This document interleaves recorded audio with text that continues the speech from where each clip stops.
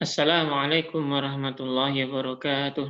Alhamdulillah, wassalatu wassalamu ala asyrafil anbiya'il mursalin wa ala alihi wa ashabihi ajmain wa la haula wa la quwata illa billahil aliyyil azim. Allahumma shalli ala sayyidina Muhammadin abdika wa rasulika nabiyil ummi wa ala alihi wa sahbihi wa sallim tasliman katsira amma ba'd. Ahlan wa marhaban bi hudurikum fi hadhil madrasah wa fi ma'hadi tabiurung al-islami. Ma'akum alan Hanif Fatoni wa urid an ulqiya lakum kalimat fi ahamiyati ta'allumil lughah al-arabiyyah wal ingliziyah ay ta'allumil lughat fi al-ma'had al-islamiyah. Selamat datang kami ucapkan kepada para santriwan dan santriwati di tepi ireng ini. Dan pada kesempatan kali ini saya ditugaskan oleh panitia untuk memaparkan tentang pentingnya bahasa atau pentingnya belajar bahasa di pesantren. Mungkin akan banyak pertanyaan yang terbesit dalam benak kalian atau dalam benak kita semuanya. Apa sih pentingnya belajar bahasa? Padahal sebenarnya kita itu tanpa belajar di pesantren pun, di rumah, ketika waktu senggang pun, dengan menggunakan HP atau smartphone atau mungkin laptop yang terkoneksi internet, kita bisa dengan mudah untuk belajar bahasa apapun. Namun mengapa ketika nanti kalian balik ke pesantren atau datang ke pesantren ini, kalian tetap diwajibkan untuk belajar bahasa. Yang harus kalian pahami, bahwasanya belajar bahasa secara otodidak itu berbeda hasilnya dengan belajar bahasa dengan cara komunitas atau dengan bersama-sama orang yang banyak atau kelompok. Karena orang ketika dia belajar bahasa sendiri, dia tidak memiliki semacam partner ataupun guru yang bisa mengoreksi ataupun mengarahkan dia bagaimana cara berbicara dalam bahasa asing yang baik.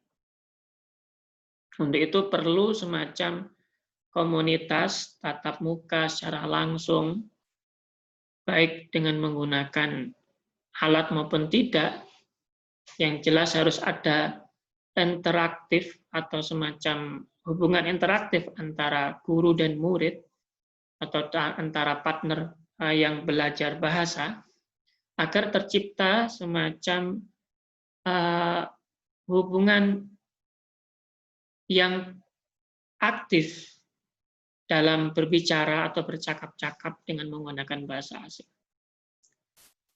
Sekarang yang perlu kita pahami juga, mengapa kita perlu belajar bahasa asing? Ada orang yang berpandangan tidak pentinglah belajar bahasa asing.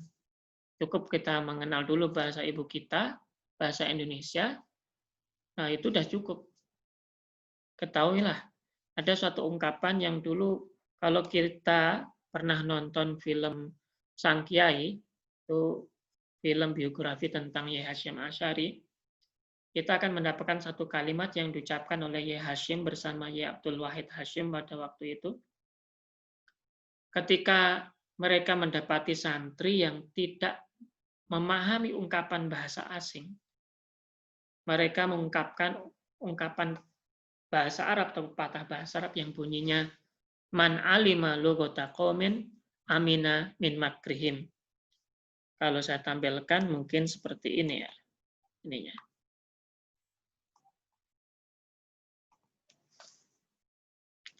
Man alima lughata qaumin amina min makrihim. Yang artinya barang siapa yang belajar bahasa suatu kaum, maka dia akan selamat dari tipu daya atau dari celaka kaum tersebut. Artinya, jika kalian pergi mungkin ke suatu daerah, ke Mekah, atau mungkin ke Inggris, ketika kalian tahu bahasa di tempat itu, kalian tidak akan mudah ditipu oleh orang-orang yang berada di tempat itu. Ambil contoh, ketika kalian pergi ke Mekah, kalian ingin membeli sesuatu yang mungkin harga sebenarnya 10.000 umpamanya, kemudian sang penjual menawarkan dengan harga 50.000, ketika kalian paham bahasanya, kalian akan dengan mudah mendapatkan harga yang murah, yang bahkan mungkin harga aslinya. Karena mereka sangat menghormati, bahkan mungkin takut juga ketika yang membeli itu adalah orang yang paham bahasa mereka. Itu diantaranya. Ataupun ketika kalian mungkin pergi ke suatu daerah, ada orang mungkin ngerasani atau membicarakan tentang kalian dalam bahasa daerahnya atau bahasa asing umpamanya. Kalian akan paham apa yang dia bicarakan. Jadi tidak ada kata rugi dalam belajar bahasa. Begitu benarlah pepatah ini atau ungkapan ini mengatakan man alima lughata qaumin amin amin makrihim. Kemudian bahasa apa yang mungkin perlu kita pelajari? Karena kita seorang santri ya. Santri itu butuh memahami kunci dari ajaran Islam. Dan kunci dari ajaran Islam atau sumber dari ajaran Islam diantaranya Al-Quran dan hadis. Sekali lagi, Al-Quran dan hadis itu menggunakan bahasa Arab. Dan tentu saja memahami bahasa Al-Quran itu harus memahami kunci dari bahasa Arab. Kunci dari bahasa Arab diantaranya adalah memahami nahwu sharaf, balaghah dan sebagainya. Namun intinya, ketika kita bisa berbicara bahasa Arab, itu mestinya juga kita akan paham bagaimana nahwu, sharaf, dan inti dari ungkapan dari suatu bahasa. Nah, terlebih sahabat Umar, mungkin pernah kalian dengar juga ya, beliau pernah mengungkapkan suatu ungkapan, ihrisu ala ta'allumil lughal arabiyyah fa innaha juz'un min dinikum. Yang artinya, giatlah belajar bahasa Arab karena ia merupakan bagian dari agama kalian. Sahabat Umar memandang bahasa Arab merupakan bagian dari agama karena Al-Quran menggunakan bahasa Arab. Orang tidak akan bisa memahami Al-Quran kalau dia tidak memahami bahasa Arab. Otomatis belajar bahasa Arab menjadi hal yang wajib, yang perlu dilakukan. Bahkan ada istilah dalam suatu kaidah fikih yang bunyinya ma la yatimu al-wajibu illa bi fa huwa wajibun. Suatu hal atau perkara yang dengannya tidak akan bisa sempurna perkara tersebut, maka perkara itu menjadi hal yang wajib. Contohnya, sholat itu tidak akan sah sholatnya ketika tidak berwudu atau bersuci. Maka berwudu atau bersuci itu menjadi hal yang wajib atau syarat untuk bisa melakukan sholat. Begitu juga dalam ajaran agama, kita tidak akan bisa paham agama kalau kita tidak bisa memahami sumber dari agama tersebut. Nah, sumber agama kita adalah, sumber hukum agama kita adalah Al-Quran, dan Al-Quran menggunakan bahasa Arab. Otomatis mempelajari bahasa Arab itu termasuk hal yang penting. Di samping itu, dalam pepatah lain disebutkan ada suatu ungkapan, kalau nggak salah ini ungkapan dari Sayyidina Ali, itu beliau mengatakan ta'allamul arabiyyah fa innaha tazidu fil aqli. Yang artinya adalah belajarlah bahasa Arab karena bahasa Arab itu menambah daya nalar. Kenapa? Karena orang ketika belajar bahasa Arab, di situ ada berbagai macam kaidah yang harus kita pahami. Otomatis kita akan berpikir bagaimana kaidah yang ada dalam kata tersebut. Contoh, mungkin tertulis di sini di papan, kalian ketahui kata-kata ta'allamu. Kata ta'allamu itu bentuknya apa? Umpamanya kalau kita sudah paham bahasa Arab, kita akan tahu, oh itu fi'il madhi. Itu fi'il madhi untuk fa'il jamak. Nah, dari kata apa? Oh ternyata itu dari kata aslinya adalah alima. Kemudian tasrifkan dengan wazan tafa'ala, jadinya ta'allama. Seperti itu. Nah, kalau model subjeknya atau isim fa'ilnya dari ini adalah muta'allimun, pembelajar. Jadi ta'allama itu artinya belajar. Seperti itu. Jadi dengan memahami bahasa Arab, kita akan dilatih untuk berpikir juga. Dengan demikian orang yang belajar bahasa Arab akan memiliki daya nalar yang dalam, yang tinggi. Sehingga dalam menganalisa sesuatu pun tidak sembarangan. Kemudian ada suatu hadis yang mengatakan, Ahibul Araba li thalathin anni Arabiyyun wal Qur'an Arabiyyun wa kalam ahli jannah Arabiyyun. Yang artinya, cintailah bahasa Arab karena 3 hal. Karena saya, Kanjeng Nabi Muhammad SAW itu adalah orang Arab, Al-Quran menggunakan bahasa Arab, dan bahasa penghuni surga nanti adalah bahasa Arab. Jadi kalau kita benar-benar ingin mencontoh Kanjeng Nabi, ya belajar bahasa Arab. Karena Kanjeng Nabi mengatakan, cintailah bahasa Arab karena ini. Karena Al-Quran juga pakai bahasa Arab. Karena nanti calon penghuni surga itu atau bahasa penghuni surga nanti adalah bahasa Arab. Dan kita karena calon penghuni surga, kalau kita ingin benar-benar memahami bagaimana bahasa penghuni surga, maka belajarlah bahasa Arab. Jadi itu diantaranya. Di samping itu, bahasa Arab ini diucapkan oleh lebih dari 200 juta orang di dunia ini. Ini di peta ini ada peta warna hijau. Di ini wilayah ini semuanya itu menggunakan bahasa Arab. Otomatis kalau kita menggunakan bahasa Arab atau bisa bahasa Arab, kita akan dapat berbicara dengan orang-orang di peta ini yang sangat banyak. Yang jumlahnya lebih dari 200 juta. Itu diantaranya. Pertanyaannya sekarang, bagaimana cara belajar bahasa? Ingat, dalam bahasa itu ada 4 keterampilan yang harus kita pahami. Apa itu 4 keterampilan? Atau disebut dengan fununul lughah. 4 keterampilan itu adalah yang pertama, kalam. Keterampilan berbicara. Yang kedua adalah istima'. Keterampilan mendengar. Orang dapat berbicara yang baik dalam suatu bahasa asing ketika dia sering mendengar ungkapan bahasa asing. Ini ada kaitannya. Proses reseptif dari mendengar akan dapat memproduksi ungkapan-ungkapan yang baik dalam kalam atau pembicaraan seseorang.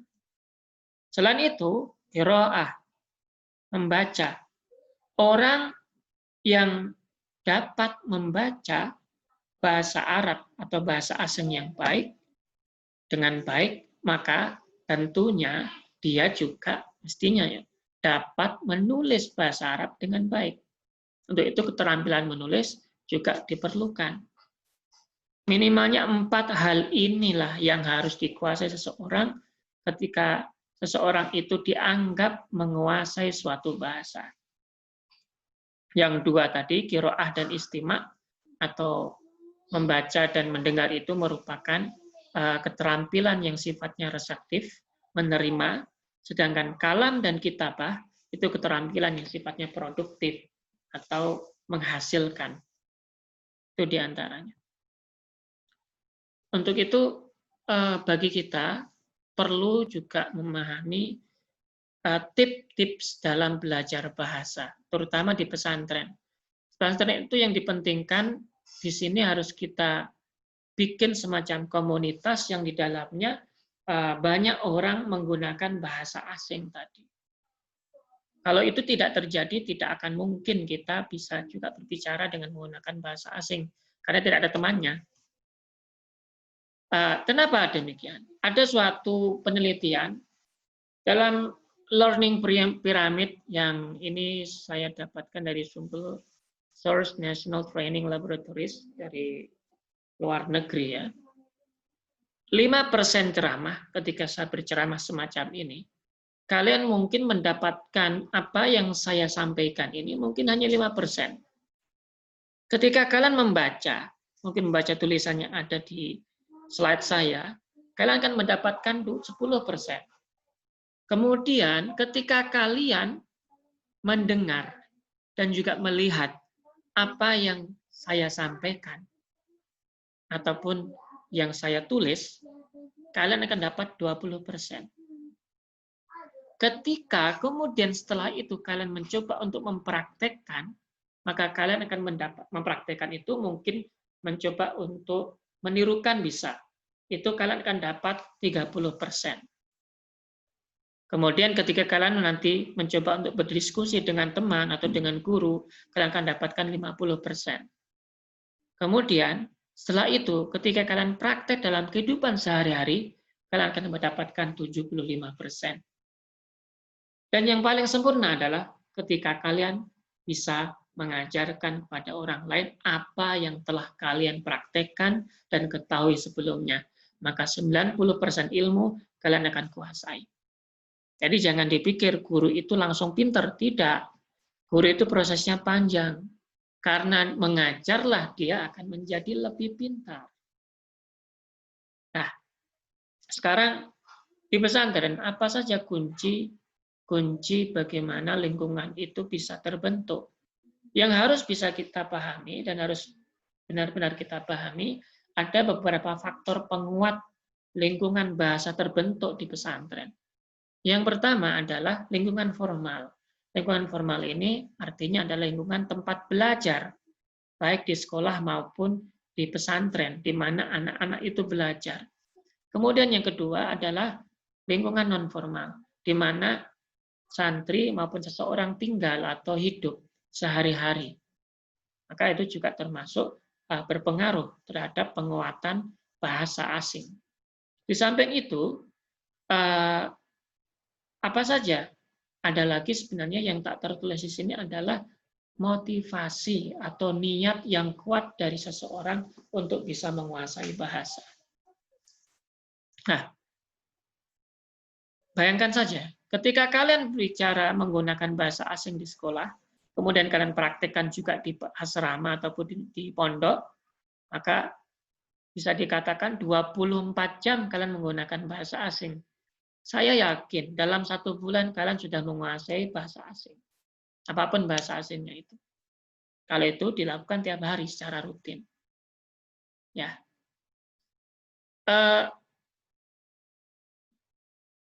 Ini saya skip. Ada 3 komponen utama untuk seseorang. Ini saya katakan termasuk hal yang mutlak ya.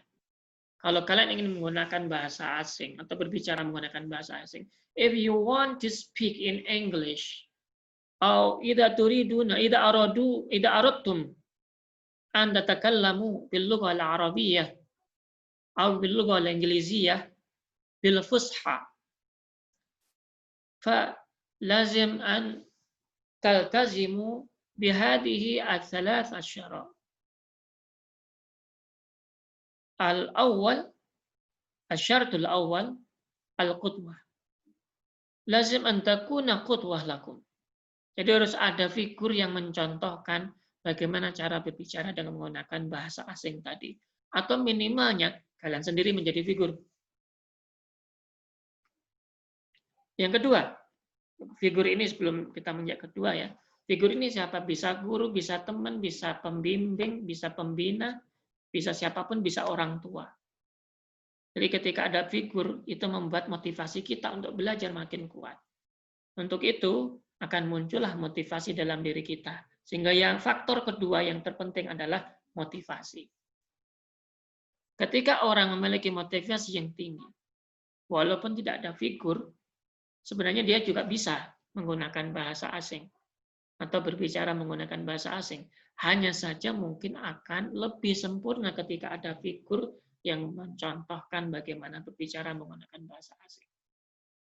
Di samping itu, selain dua ini, yang terakhir adalah disiplin.